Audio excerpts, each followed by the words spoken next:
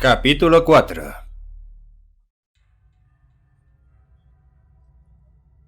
Con el hondo e inconsciente suspiro que ni siquiera la proximidad de la telepantalla podía ahogarle cuando empezaba el trabajo del día, Winston se acercó al hablescribe, sopló para sacudir el polvo del micrófono y se puso las gafas.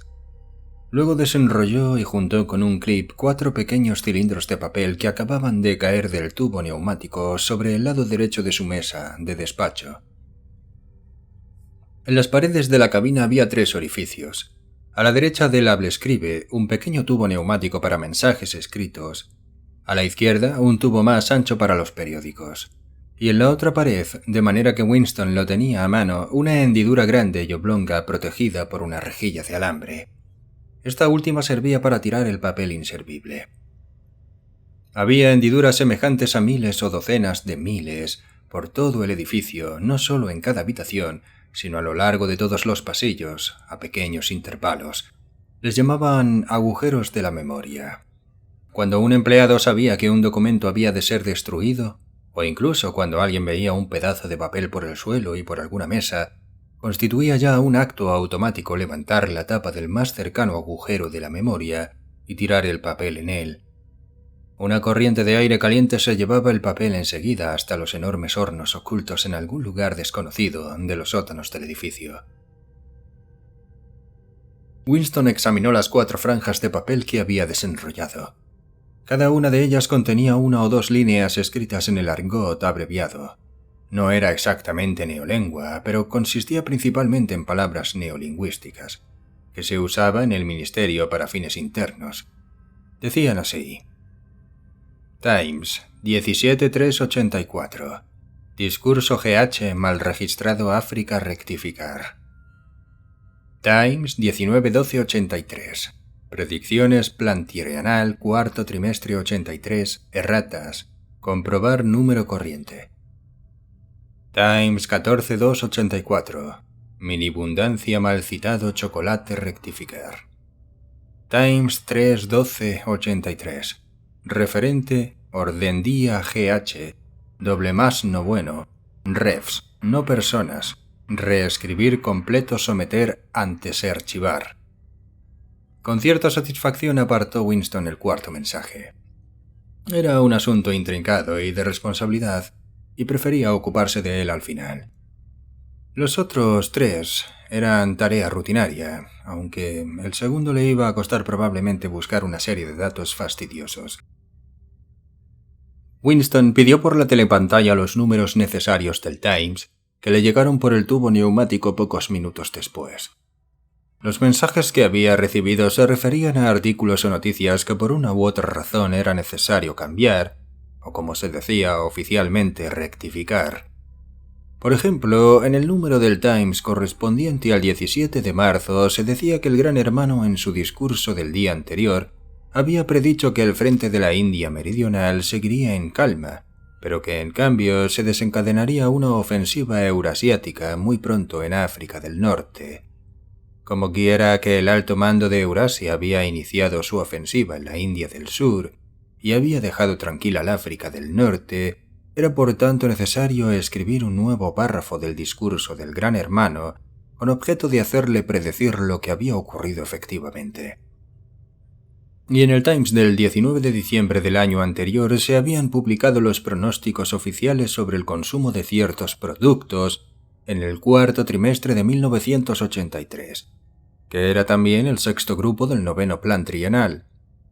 Pues bien, el número de hoy contenía una referencia al consumo efectivo, y resultaba que los pronósticos se habían equivocado muchísimo. El trabajo de Winston consistía en cambiar las cifras originales haciéndolas coincidir con las posteriores. En cuanto al tercer mensaje, se refería a un error muy sencillo que se podía arreglar en un par de minutos. Muy poco tiempo antes, en febrero, el Ministerio de la Abundancia había lanzado la promesa, oficialmente se le llamaba compromiso categórico, de que no habría reducción de la ración de chocolate durante el año 1984. Pero la verdad era, como Winston sabía muy bien, que la ración de chocolate sería reducida de los 30 gramos que daban a 20 al final de aquella semana. Como se verá, el error era insignificante, y el único cambio necesario era sustituir la promesa original por la advertencia de que probablemente habría que reducir la ración hacia el mes de abril. Cuando Winston tuvo preparadas las correcciones, las unió con un clip al ejemplar del Times que le habían enviado y los mandó por el tubo neumático. Entonces, con un movimiento casi inconsciente, arrugó los mensajes originales y todas las notas que él había hecho sobre el asunto, y los tiró por el agujero de la memoria para que los devoraran las llamas. Él no sabía con exactitud lo que sucedía en el invisible laberinto a donde iban a parar los tubos neumáticos, pero tenía una idea general. En cuanto se reunían y ordenaban todas las correcciones que había sido necesario introducir en un número determinado del Times, ese número volvía a ser impreso, el ejemplar primitivo se destruía y el ejemplar corregido ocupaba su puesto en el archivo. Este proceso de continua alteración no se aplicaba solo a los periódicos, sino a los libros, revistas, folletos, carteles, programas, películas, bandas sonoras, historietas para niños, fotografías, es decir, a toda clase de documentación o literatura que pudiera tener algún significado político o ideológico. Diariamente y casi minuto por minuto, el pasado era puesto al día. De este modo, todas las predicciones hechas por el partido resultaban acertadas según prueba documental. Toda la historia se convertía así en un palimpsesto, raspado y vuelto a escribir con toda la frecuencia necesaria. En ningún caso habría sido posible demostrar la existencia de una falsificación. La sección más nutrida del departamento de registro, mucho mayor que aquella donde trabajaba Winston, se componía sencillamente de personas cuyo deber era recoger todos los ejemplares de libros, diarios y otros documentos que se hubieran quedado atrasados y tuvieran que ser destruidos.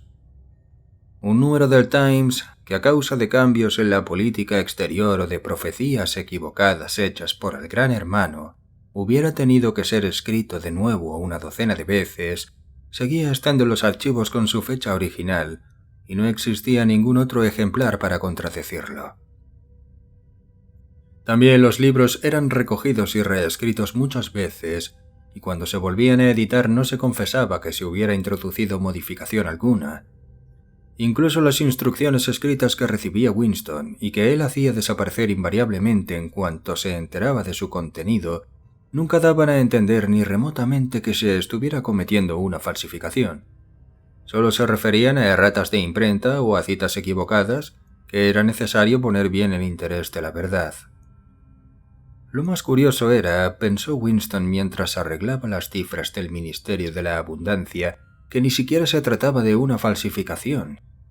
Era sencillamente la sustitución de un tipo de tonterías por otro. La mayor parte del material que allí manejaban no tenía relación alguna con el mundo real, ni siquiera en esa conexión que implica una mentira directa. Las estadísticas eran tan fantásticas en su versión original como en la rectificada.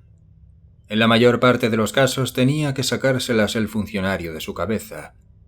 Por ejemplo, las predicciones del Ministerio de la Abundancia calculaban la producción de botas para el trimestre venidero en 145 millones de pares.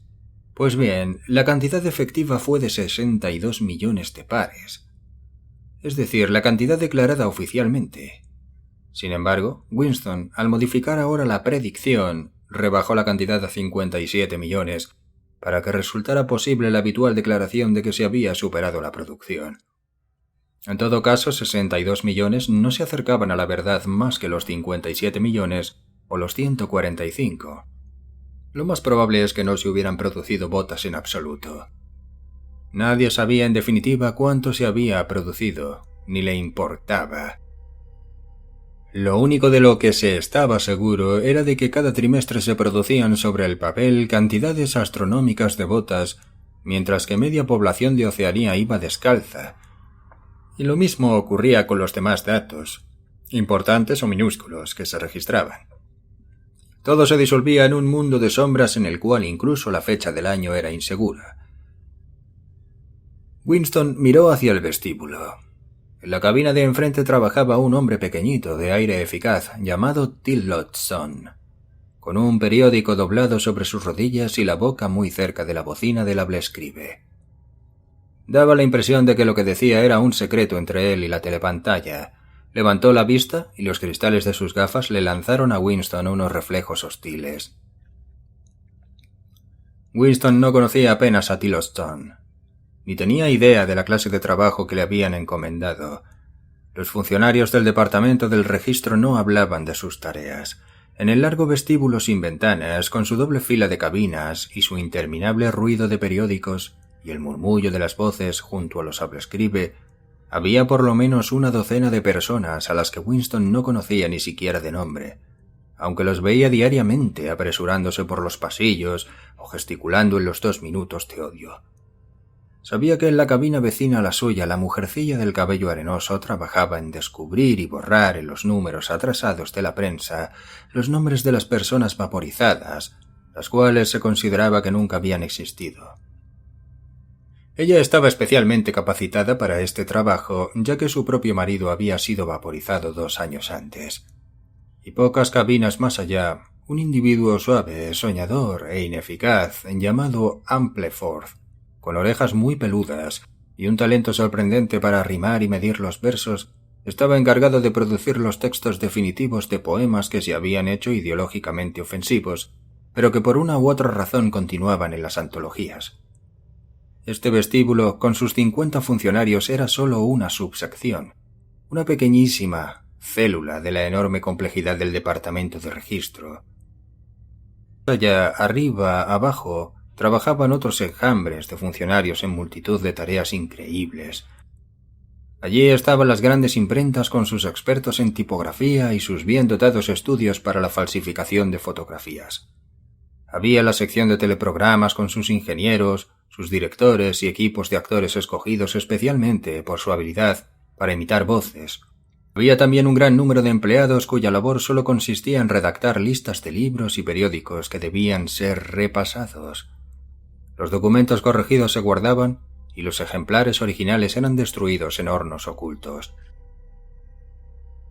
Por último, en un lugar desconocido estaban los cerebros directores que coordinaban todos estos esfuerzos y establecían las líneas políticas según las cuales un fragmento del pasado había de ser conservado, falsificado otro y otro borrado de la existencia. El departamento de registro, después de todo, no era más que una simple rama del Ministerio de la Verdad, cuya principal tarea no era reconstruir el pasado, sino proporcionarles a los ciudadanos de Oceanía periódicos, películas, libros de texto, programas de telepantalla, comedias, novelas, con toda clase de información, instrucción o entretenimiento. Fabricaban desde una estatua a un eslogan, de un poema lírico a un tratado de biología, y desde la cartilla de los párvulos hasta el diccionario de neolengua.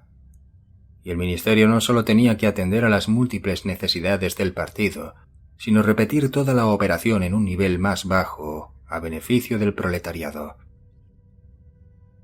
Había toda una cadena de secciones separadas que se ocupaban de la literatura, la música, el teatro y en general de todos los entretenimientos para los proletarios. Y se producían periódicos que no contenían más que informaciones deportivas, sucesos y astrología, noveluchas sensacionalistas, películas que rezumaban sexo y canciones sentimentales, compuestas por medios exclusivamente mecánicos en una especie de calidoscopio llamado versificador. Había incluso una sección conocida en neolengua con el nombre de Pornosec, encargada de producir pornografía de clase ínfima y que era enviada en paquetes sellados que ningún miembro del partido, aparte de los que trabajaban en la sección, podía abrir. Habían salido 3 mensajes por el tubo neumático mientras Winston trabajaba, pero se trataba de asuntos corrientes y los había despachado antes de ser interrumpido por los 2 minutos de odio. Cuando el odio terminó, volvió Winston a su cabina, sacó del instante el diccionario de neolengua, apartó a un lado al hablaescribe, se limpió las gafas y se dedicó a su principal cometido de la mañana.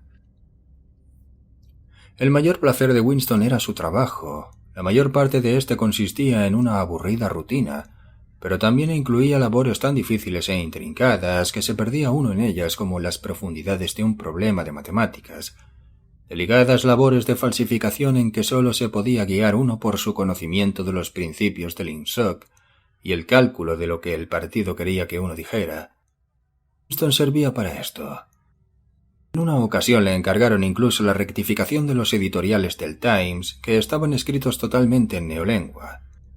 Desenrolló el mensaje que antes había dejado a un lado como más difícil. Decía: Times 3-1283. Referente, orden día, GH, doble más no bueno, refs, no personas, reescribir completo, someter antes archivar. El antiguo idioma, en inglés, quedaba así.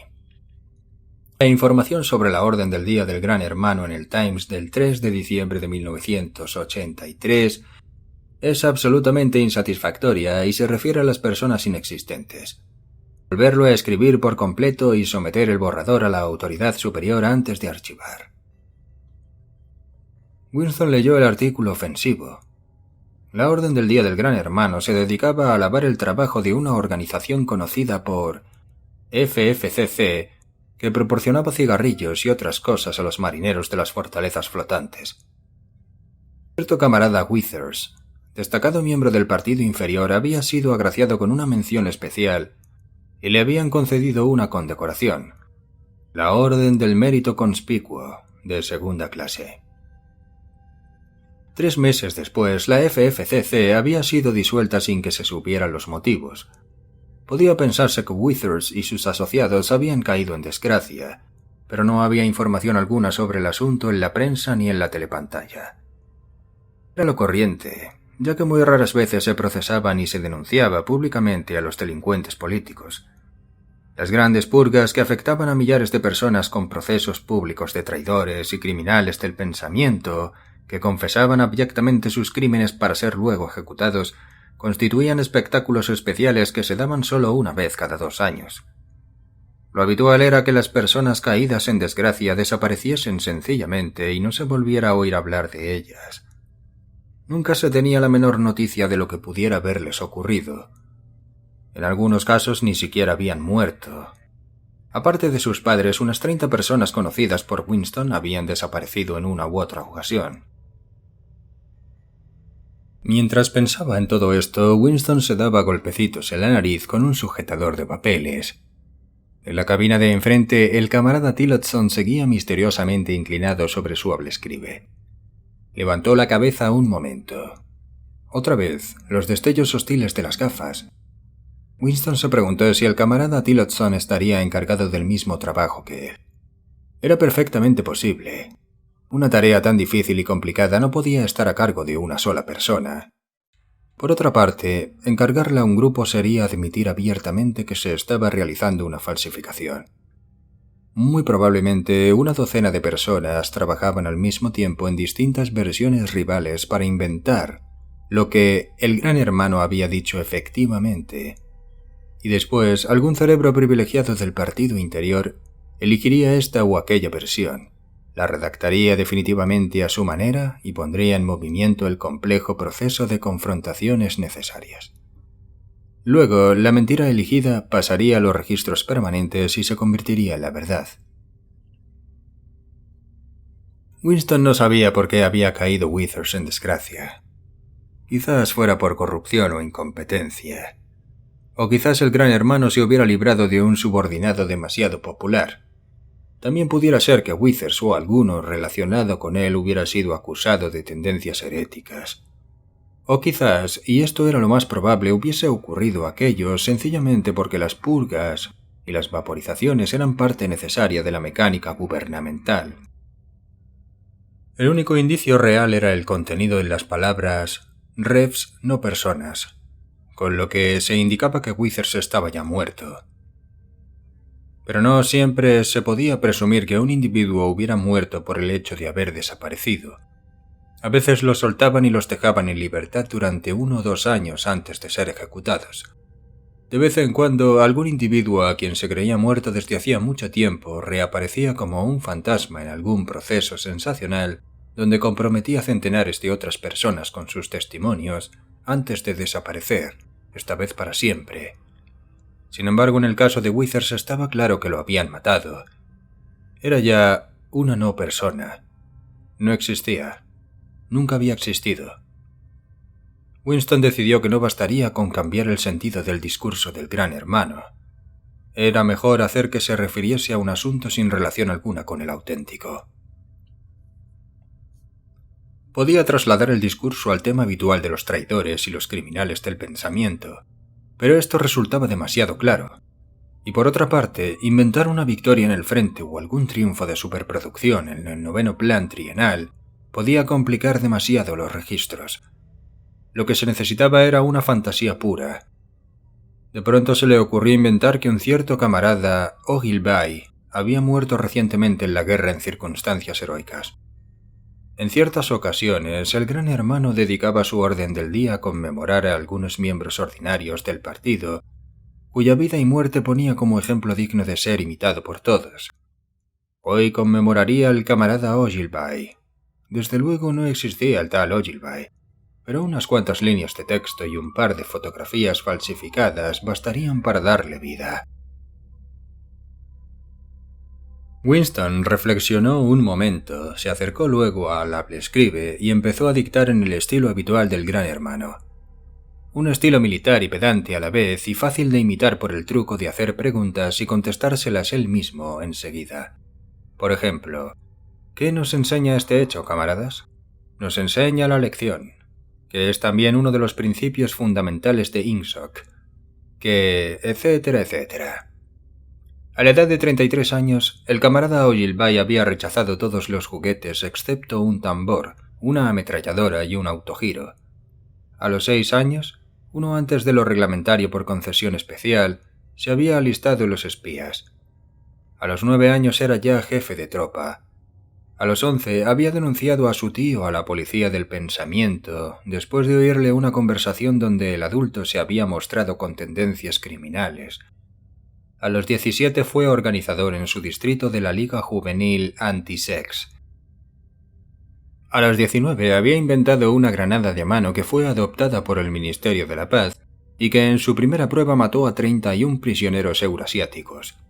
A los 23 murió en acción de guerra, perseguido por cazas enemigos de propulsión a chorro mientras volaba sobre el Océano Índico portador de mensajes secretos. Se había arrojado al mar con las ametralladoras y los documentos. Un final, decía el Gran Hermano, que necesariamente despertaba la envidia. El Gran Hermano añadía unas consideraciones sobre la pureza y rectitud de la vida del camarada Ogilvy. Era abstemio y no fumador, no se permitía más diversiones que 1 hora diaria en el gimnasio y había hecho voto de soltería por creer que el matrimonio y el cuidado de una familia imposibilitaban dedicar las 24 horas del día al cumplimiento del deber. No tenía más tema de conversación que los principios de Ingsoc, ni más finalidad en la vida que la derrota del enemigo eurasiático y la caza de espías, saboteadores, criminales mentales y traidores en general. Winston discutió consigo mismo si debía o no concederle al camarada Ogilvy la Orden del Mérito Conspicuo. Al final decidió no concedérsela, porque ello acarrearía un excesivo trabajo de confrontaciones para que el hecho coincidiera con otras referencias. De nuevo miró a su rival de la cabina de enfrente. Algo parecía decirle que Tillotson se ocupaba en lo mismo que él. No había manera de saber cuál de las versiones sería adoptada finalmente, pero Winston tenía la firme convicción de que se elegiría la suya. El camarada Ogilvy, que hace 1 hora no existía, era ya un hecho. A Winston le resultaba curioso que se pudieran crear hombres muertos y no hombres vivos. El camarada Ogilvy, que nunca había existido en el presente, era ya una realidad en el pasado. Y lo quedara olvidado en el acto de la falsificación, seguiría existiendo con la misma autenticidad, con pruebas de la misma fuerza que Carlomagno o Julio César.